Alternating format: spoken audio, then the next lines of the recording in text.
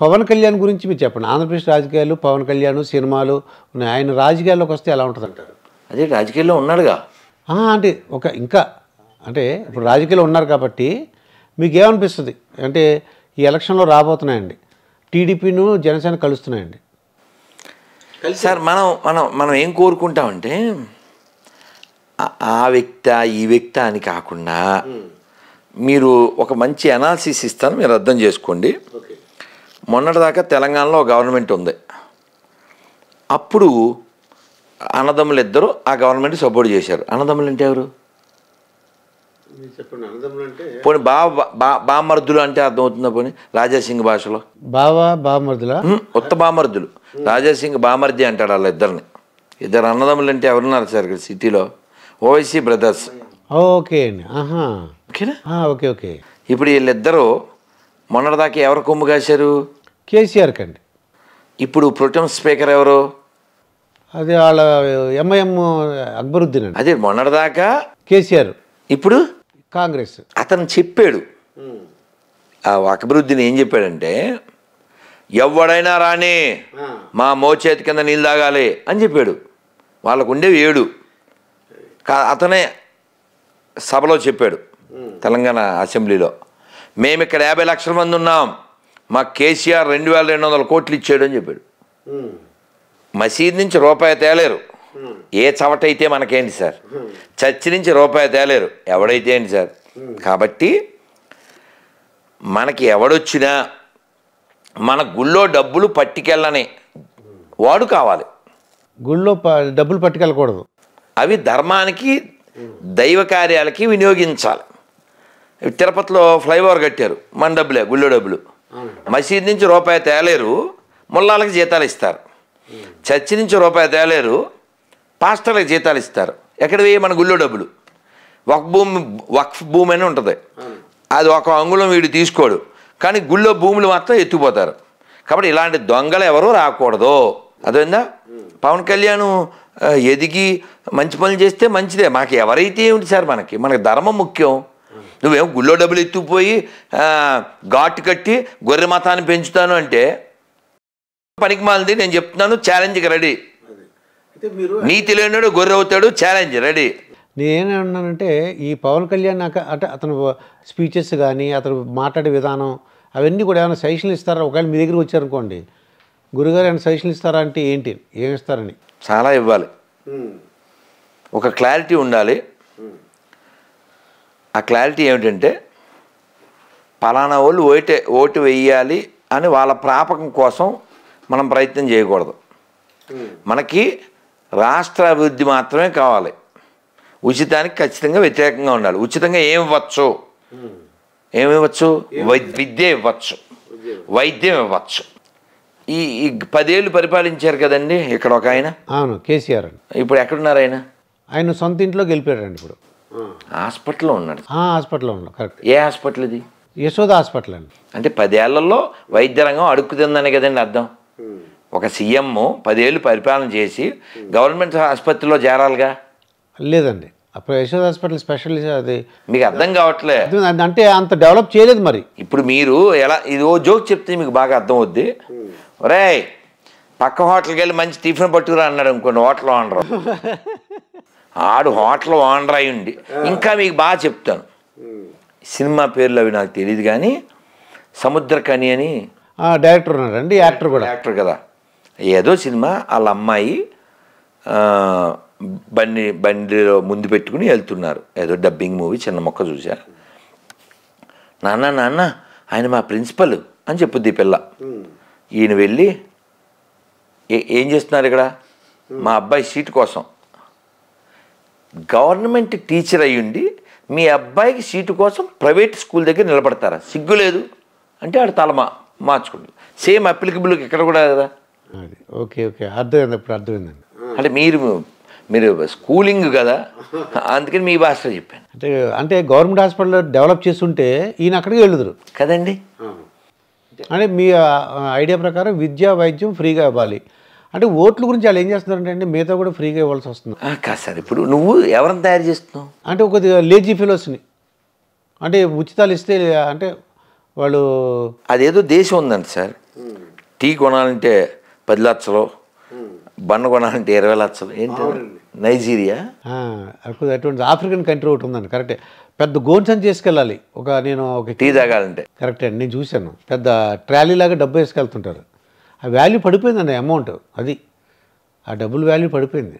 కాబట్టి కేవలం అధికారమే పరమావధి అనుకుంటే నాశనం అయిపోతారు. తర్వాత వీళ్ళ అన్యాయానికి చాలామంది బలైపోతారు. కాబట్టి ఫ్రీగా ఏమంటే విద్య, వాడు ఎంత చదివితే అంత చదివించాలి. ఫ్రీగా గొర్రెలు ఇవ్వడం ఏమండి, వాడంతా వాడు బతకాలి సార్. అవునండి. నువ్వు ఇచ్చేదేంటి సార్? పాప ఆటో వాళ్ళు ఏడుతున్నారు సార్. ఫ్రీ బస్సు వలన ఆటో వాళ్ళు they are crime, they are lamenting. అందుకని ధర్మంగా జీవిద్దాం సార్. రాముడు పుట్టిన నేల సార్. పోనీ ఈ ఉచితాలు పాప అతను చెప్పాడు రేవంత్ రెడ్డి, మేమే మా ఇంటికెళ్ళి తెచ్చిస్తామనుకున్నావా అని చెప్పాడు ఆయన. అంటే నీ బ్లడ్డే నువ్వు తాగు, మేము ఇచ్చినట్టు బిల్డప్ ఇస్తాం. ఇప్పుడు ఎవరికి ఉండాలి బుద్ధి? ప్రజలకు ఉండాలండి, ప్రజలకు ఉండాలి. ప్రజల్లో మార్పు రావాలి. మేము ఉచితాలు మేము తీసుకోం, డబ్బులు తీసుకుని ఓటు వేయం. అలాగా ప్రజల్లో మార్పు వస్తే అది నాయకులు కూడా సార్, ప్రజలు సోల్డ్ నాట్ గోల్డ్. అంటే ఏలూరులో ఉన్నప్పుడు చిన్నప్పుడు మా అమ్మగారు నాన్నగారు అందరం కలిసి మేము అది చర్చికి వెళ్ళేవాళ్ళం అండి, దర్గాకి వెళ్ళేవాళ్ళం. అసలు మాకు ఎన్ని తెలిసేది కదండి. మామూలుగా అందరి దేవతలు అందరి దేవుళ్ళు అంటారండి. ఇప్పుడు నేను ఇందాక వేరే స్టూడియో ఇంటర్వ్యూలో చెప్పాను, నేను మనకి అందరూ కావాలనే బ్లడ్ మనది. అవును, అందరూ కావాలి. యేసు ప్రభువుని నమ్ముకుంటాం, దర్గాలకు వెళ్ళి మనకి అసలు మనకి ఇప్పుడు ఈ దేశంలో సెక్యులరిజం అనేది ఓన్లీ ఎవరికి సరిపోతుంది? మన ఒక్కరికే. హిందువులకు మాత్రమే సెక్యులరిజం ఉంటుంది. క్రిస్టియానిటీకి సెక్యులరిజానికి, ఇస్లాంకి సెక్యులరిజానికి అసలు పొసగదు. ఇప్పుడు మీరు చర్చికి వెళ్ళి అని చెప్పారా? వెళ్ళాను. దర్గాకి వెళ్ళారా? వెళ్ళాను. అలా 100లో 70 మంది హిందువులు వెళ్తారు. ఇప్పుడు మీరు కూడా కలిసి చర్చికి మసీద్కి వెళ్దాం. సెక్యులరిజం గురించి ఎవడైనా వాగితే, సెక్యులరిజం అనేది ఓన్లీ ట్రాష్. ఏమన్నాను? ట్రాష్ అంటున్నారు మీరు. ఎందుకంటున్నానంటే until you are a Hindu, secularism exist in India. ఒక్కసారి నువ్వు హిందువు కాకుండా గొర్రె కింద అయిపోయావు అనుకో, ఇంక సెక్యులరిజం ఉండదు. మా వాడు ఒక్కడే దేవుడు, అదే పుట్టించింది. దేవుడికి పేర్లు ఉంటాయి. మీ నాన్నగారు మిమ్మల్ని ఎరా అని పిలుస్తారు, మీ ఆవిడ గారు ఏమో ఏమండి అంటారు, మీ పిల్లలు ఏమో నాన్న అంటారు. ఒక్కడే దుర్గాప్రసాద్. అవును, మా స్టూడెంట్స్ ఏమో సార్ అంటారు. ఎన్ని పిలుపులండి! ఒక వ్యక్తిని 4-5 పిలుపులతో పిలిచినప్పుడు దేవుడికి 10 పేర్లు చెప్పుకోవచ్చుగా. దేవుడికి 100 పేర్లు ఉండొచ్చుగా. నో, మేము బొడ్డు కోసి ఓ పేరు పెట్టాం, నువ్వు ఆ పేరుతోనే పిలవాలి. నేను బొడ్డు కోసి పెట్టిన పేరుతో కాకుండా వేరే పేరుతో పిలిస్తే హెడ్ కోసేస్తాం అనే మ్యాడ్గాల్ని నేను వ్యతిరేకిస్తున్నా. దేవుడు లేడని చెప్పట్లే. ఏకం సత్విప్రా బహుదా వదంతి. There is a god but there is so many paths to reach. ఈడు ఆటోనే ఎక్కాలా, ఆటో ఎక్కకపోతే యాక్సిడెంట్లో పోతామా? పనికి మాలిన మతాలు. ఏం రాశాను అక్కడ పైన చదవండి, స్టిక్కర్ పైన, ప్రియ ఎడారి మతస్థులారా. ఓ క్వశ్చన్ చదవండి, అందులో ఏదో క్వశ్చన్ చదవండి, 2, 3, 5, 6, 7. అది మీ దేవుడిని ఎందుకు నమ్మాలి? అది ఫస్ట్ క్వశ్చన్. 5 చదవండి. 5, మీ దేవుడు పుట్టిన చోట ఇప్పటికీ అతనికి విలువ ఉందా? ఏం లేదు, ఊస్తున్నారు. అప్పుడు ఊసారు, ఇప్పుడు ఊస్తున్నారు. ఆ దేశం తెలుసా, బెత్లెహేంలో ఊస్తున్నారు. శాంపిల్ చెప్తున్నా నేను అనేది. ఎప్పుడైనా ఎక్స్పైర్డ్ అయిపోయిన మెడిసిన్ వాడతావా? వాడమండి. బోల్డ్ డబ్బులు పెట్టుకున్నామని వాడేస్తావు. ఇది అది ఎక్స్పైర్ అయిపోతే ఇంక మనం వాడకూడదు. నువ్వు అప్పుడు నీ పేరు ముందు ఎక్స్పైర్ అయిపోతావు కదండి. నేనేమంటా అంటే, మీరు నెట్లోకి వెళ్ళి కొట్టండి, చర్చ్ ఫర్ సేల్. తెలుసా మీకు? Church for sale. Church for sale. చర్చిలు అమ్మేస్తున్నారు. ఆ చర్చిలు కొని మన రవి అన్నారే, అదే లాట్ ఆఫ్ లివింగ్ రవిశంకర్ వాళ్ళు, ఇస్కాన్ వాళ్ళు, స్వామినారాయణ వాళ్ళు, జగ్గి వాసుదేవ్, ఇలా చాలామంది చర్చిలు అమ్మేస్తుంటే కొని వాటిని టెంపుల్స్ కింద మారుస్తున్నారు. కొందరు ఆ చర్చిల్ని కొని బార్ అండ్ రెస్టారెంట్ కింద మారుస్తున్నారు. అంటే క్రైస్తవ వ్యాపారం అనడానికి ఎంతకంటే ఇంక రుజువేటి నీకు? నేను వ్యాపారాన్ని వ్యతిరేకిస్తున్నా. అది వ్యాపారం వ్యతిరేకిస్తున్నా. అర్థమైందా? క్రైస్తవం అనేది వ్యాపారం. ఇప్పుడు యాజ్ మీ ఆవేశం ఏంటి నాకు అర్థమైందండి. ఇప్పుడు అర్థమైంది. అంటే యేసుప్రభుని మీరు వ్యతిరేకించట్లేదు. లేనుని ఎలా వ్యతిరేకిస్తాను సార్, తప్పు కదా అది సో మీ అన్నయ్య ఎక్కడ ఉంటాడు? మా అన్నయ్య అంటే మా ఊళ్ళోనే ఉంటాడు. మీకు అన్నయ్య ఉన్నాడు కాబట్టి. మీ అన్నయ్య ఎక్కడున్నాడు?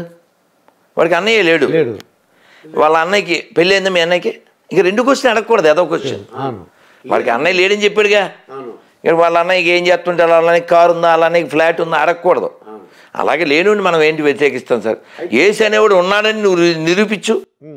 డిసెంబర్ 25 కిస్మిస్ అది చేస్తారా? అవును, ఆ రోజు డేట్ లేదని ఎక్కడా లేదని చెప్తున్నారు మీరు. ఏప్రిల్ 7 కూడా కిస్మిస్ చేస్తారు తెలుసా మీకు? తెలుసా? ఇథియోపియస్టులు అని ఉంటారు వాళ్ళు. ఏప్రిల్ 7వ తారీఖు కిస్మిస్, వీళ్ళేమో ఇక్కడ కిస్మిస్ 25. నేనేమంటా అంటే ఆ డేటు వాళ్ళు ఏమన్నా, నేను అడిగాను మా తెలిసిన వాళ్ళని. అంటే వాళ్ళు కొంతమంది బైబిల్ని బట్టి వెనకాల వెళ్ళి క్రీస్తు పూర్వం ఉన్నారు కదా, దాన్ని బట్టి మేము డిసెంబర్ 25 మేము రాయేశారు. కానీ మీరాళ్ళు నారాళ్ళు కాదు. వరప్రసాద్ రెడ్డి అని విపి అంటారు, అతను బలభద్రపురం అని మన మనపేట దగ్గర. శాంత బయటకు వరప్రసాద్ రెడ్డి గారు. చిచ్చి అసలు నందికిను పందికి ఉన్నంత తేడా ఉంది. ఆయన పుణ్యాత్ముడు, ఇతను పాపాత్ముడు. నేను చెప్పలేదు పాపాత్ముడు అని. పాపులము మేము అని సాంగ్ లేదా? వాళ్ళంతా పాపులని వాళ్ళే చెప్పుకున్నారు. మనం గొర్రెలు అని వాళ్ళే చెప్పుకున్నారు. నేనేదో అంటున్నాను మీరు అనుకోకండి. ఇప్పుడు మీరు లిఫ్ట్లో వచ్చేప్పుడు చెప్పారా సార్ దుర్గాప్రసాద్ స్కూల్స్కి నేను ఓనర్ని ప్రిన్సిపల్ని, లేకపోతే నాకెలా తెలుస్తుంది? అలాగే వాళ్ళు రికగ్నైజ్ చేసుకున్నారు. గొర్రెలము మేము పాపులం మేమని వాళ్ళు రికగ్నైజ్. మీరేమో దాన్ని తిట్టు అంటారేంటి? నాకు అర్థం కాదు. నేను ప్రిన్సిపల్ గారు అన్నాను, తిట్టా? సార్ అంటే తిట్టా? అలాగే గొర్రెలు పాపులని తిట్టు కాదు, వాళ్ళను వాళ్ళు అడ్రస్ చేసుకునే పేర్లు అవి. సరే పక్కన పెడదాం. ఈ వీపీ ఏం చెప్పాడంటే, వీపీ అంటే మీరు అనుకునేది కదా వరప్రసాద్, అతను ఏమన్నాడంటే నేను ఈ ఆఫర్ ఇచ్చాను సార్, ఒక 10 lakhs చెప్పాను 25వ తారీఖు కిస్మిస్ నిరూపించండి అని. 10 lakhs సరిపోదేమో అని 25 చేసాం, తర్వాత 50 చేసాం. ఇప్పుడు ఎంత రాసాం చూడండి, 90 అని రాశారు. అది అందుకని పెంచాం సార్. అంటే 90 ml గాలకి 90 ఇస్తే బాగుంటుందని. కానీ 90 ml వేసి పడుకుంటున్నారు కానీ ఎవరు రావట్లేదు. సరే పక్కన పెడితే ఈ వీపీ ఏమన్నాడంటే, డిసెంబర్ 20 పుట్టాడు ఎవరు చెప్పాడు? బైబిల్ చెప్పిందా? క్రైస్తవులు చెప్పారా? ఆ నెలలో పుట్టాడు. అంటే డిసెంబర్ 1 నుంచి 30 దాకా పుట్టాడు. డిసెంబర్ 1వ తారీఖున వేలు బయట పెట్టాడు. డిసెంబర్ 7వ తారీఖున కాలు బయట పెట్టాడు. డిసెంబర్ 11వ తారీఖున ఇంకో 3వ కాలు బయట. ఇలా ఏదో అంటే ఇప్పుడు నేనేమంటా అంటే వాళ్ళ అన్నయ్య లేడు కదా సార్. అవును, వాళ్ళ అన్నయ్య ఏం చేస్తాడని క్వశ్చన్ వేయకూడదు. వేయకూడదు. వాడికి ఏం కారు ఉంది, లేకపోతే ఆడి ఫ్లాట్ ఉందా, ఆడి పిల్లలు ఎంత, వాళ్ళ అన్నయ్య లేడని చెప్పాక ఆడి గురించి డిస్కషన్ ఏంటి? అలా అసలు వాడు పుట్టలేదు అని అన్నాక ఇంకా బర్త్డే ఏంటి? దానికి మళ్ళీ మన రాష్ట్ర గొర్రెలు వెళ్ళడం ఏంటి? మళ్ళీ ఈ గొర్రెలకి బాప్టిజం అవడానికి కృష్ణానది ఘాటు కట్టడం ఏంటి తెలుసా మీకు? విజయవాడ గొల్లపూడిలో ఘాటు కట్టారు. ఏదో మన డబ్బులతోనే, మన గుళ్ళో డబ్బులతో. పోరంబోకు పాస్టర్లకి జీతాలు ఇస్తావా? Unless you're a పోరంబోకు. వాడు ఒకటి ఇలాగే ఇంటర్వ్యూ తీసుకుని వేయలేదు. అంటే మీకు ఏమన్నా అంటే మిమ్మల్ని నన్ను పీకేది ఏం లేదు. వాళ్ళంతా మన పుట్టిన వాళ్ళేగా. ఏ బ్రిటిష్ వాళ్ళు పుట్టారా? అనిల్ కుమార్ తెలుసా? బావా తెలుసుగా. బావ ఎక్కడే ఉంటాడు. అనిల్ కుమార్ బావ ఎక్కడే ఉంటాడు. షర్మిల హస్బెండ్. ఆయన బ్రాహ్మణ్ ఏంటండి ఆయన? వాళ్ళ ఇంటి పేరు మల్లాది. ఆడు చెప్పే సోది. మల్లాదోళ్ళు తెలుసుగా, మల్లా చంద్రశేఖర శాస్త్రి గారు గొప్ప ఆయన. అలాంటి ఆయనకి ఆ ఇంటి పేరు కలిగినాడు. 2 ఆడపిల్లల తండ్రి. వాళ్ళ నాన్న చచ్చిపోతే ఆడు వెళ్ళలేదు. ఎందుకంటే ఈ పనికిమాలిన బైబిల్, ఇందాక చెప్పాను కదా పనికిమాలిన బైబిల్ అని, అందుకు మీకు రుజువు చెప్తున్నా. ఇలా చాలామంది తల్లులు చాలామంది తండ్రులు చచ్చిపోతే ఈ పనికిమాలిన చదవడం వలన, దీన్ని ఫాలో అవ్వడం వలన వాళ్ళ అమ్మని నాన్నని వాళ్ళు అంత్యక్రియలు కూడా చేయలేదు. ఒక మనిషికి తల్లి కంటే తండ్రి కంటే గొప్ప వాళ్ళు ఎవరు ఉంటారు సార్? అలా తల్లిదండ్రులకు కూడా క్షోభ పెట్టేలాగా చివరి చూపులు కూడా లేకుండా చేసే పనికిమాలిన బైబిల్ మన దేశానికి ఎందుకు, ప్రపంచానికే దరిద్రం. ఎవడన్నా సరే క్యూబ్ టీవీ దమ్మున్నాడు వీడియో కింద కామెంట్ పెట్టండి, మీ నెంబర్ ఇవ్వండి, నేను మతం మారిపోతా. ఇలా చెప్పినారు. ఏం చేస్తాం? అది చూపించండి కెమెరాకి. 26 క్వశ్చన్లు అదే చూపిస్తాం, తర్వాత పెడదాం. అయితే సార్ ఇప్పుడు మీరు ఇంత చక్కగా ఏంటి హిందుత్వం గురించి మీరు ప్రచారం చేస్తున్నారు. ప్రముఖులు ఎవరైనా మిమ్మల్ని అంటే కలుసుకున్నప్పుడు నువ్వు బాగా చెప్తున్నావయ్యా, చాలా ధైర్యంగా చెప్తున్నావు, మేము చేయలేని పని నువ్వు చేస్తున్నావు అన్నారు ఎవరన్నా ప్రముఖులు ఎవరన్నా? బోల్ మంది. అది ఒకసారి ఎవరెవరండి?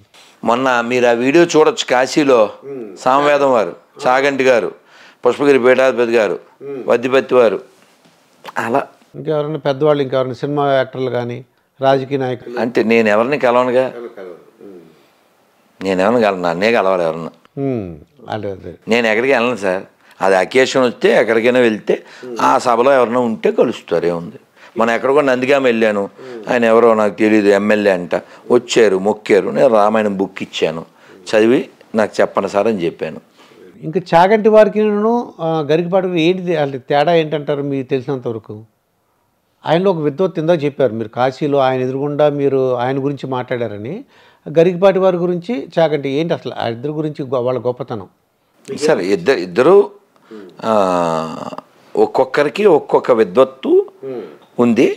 అయితే గరికపాటి వారికి కొంచెం విద్యుత్ కూడా ఎక్కువ ఉంది.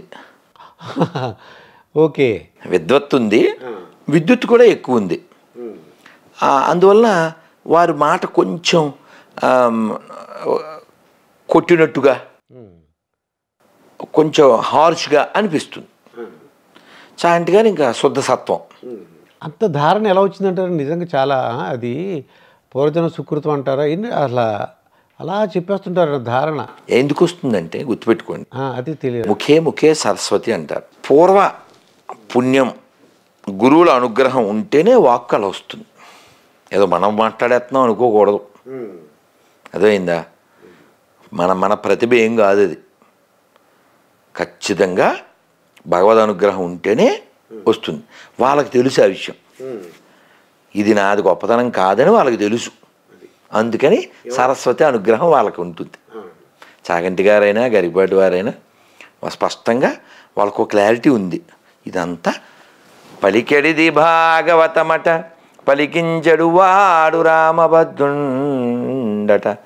నే పలికిన భవహరమగునట, వేరొండుగాద పలుకగనేలా. వాళ్ళిద్దరిలో ఇది ఒకళ్ళేమో ధారణ, అది పూర్వపు జన్మ కాదు. ఇప్పుడు వారు ఉద్యోగం చేశారు, ఎఫ్సిఏలో చేశారండి.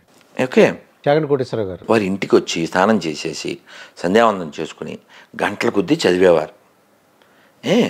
అలా చదివి ఆ జ్ఞానాన్ని పెంచుకుని వారే ఉంచుకోకుండా మన అందరితో పంచుకుంటూ మనం అందరూ బాగుండాలని. అంటే ప్రేమ అంటే ఏమిటండి? ఎదుటివాడు బాగుపడాలని కోరుకోవడం, అది ప్రేమ. అంతేకాని ఇలా ఏదో మెచ్చుకోవడమో లేకపోతే గిఫ్ట్ ఇవ్వడమో కాదు. నాకు వాళ్ళు వీళ్ళు శాలువాలు అవి వేసినప్పుడు నేను చెప్తాను, ఎవరి దండలో శాలువాలు నాకు వద్దు. ఈ శాలువాలు ఏమో ఓ సంచుడు అయ్యాక, బ్యాగ్ అయ్యాక ఏ రైల్వే స్టేషన్లో పంచిపెట్టేస్తాను, ఈ దాంట్లో ఇక్కడే పడేసి వెళ్ళిపోతా. నేను కోరుకునేది ఏమిటంటే మిమ్మల్ని భౌతిక చదవమని చెప్పా, అది చదివితే నాకు 10 శాలువాలు వేసినట్టు. అందుకని నేను శాలువా బ్యాచ్ని, సెల్ఫీ బ్యాచ్ని పెద్ద ఎంటర్టైన్ చేయను, చెప్పింది చేసేవాడు కావాలి. అది చాగంటి గారి ప్రవచనాలు వినడం ద్వారా ఎంతోమంది వాళ్ళ జీవితాన్ని దిద్దుకున్నారు. నాకెవరో తమిళనాడు నుంచి ఫోన్ చేసి, ఈ అరుణాచలం ఫ్లోటింగు, ఈ కాశీలో ఫ్లోటింగు, అసలు ఈ పుణ్యం మన తెలుగు ప్రవచనకర్తలదే అన్నారు. మరి అరుణాచలం గొప్పతనం ఎంత చెప్పారు చాగంటి గారు, గరికపాటి వారు, వద్దిపత్తి వారు, సామవేదం వారు, వీళ్ళంతా బోల్డ్ చెప్పగా మీరు కాశీ వెళ్ళండి. ఏంటంటే అసలు మన కాశీలో ఏదో యూపీలో ఉన్నట్టు ఫీలింగ్ ఏముండదు, ఏపీలో ఉన్నట్టే ఉండదు. అందరూ తెలుగు తెలుగు. వాడు చాపడు కూడా, రండి సార్ రండి, మంచి చీరలు వచ్చినాయి రండి అనేస్తుంటాడు వాడు. తెలుగులో బోర్డులు ఎప్పుడో 10 ఏళ్ల క్రితమే పేపర్ తెలుగులో దొరికేది ఆడ. మన వాళ్ళు అలా అంత బాగా.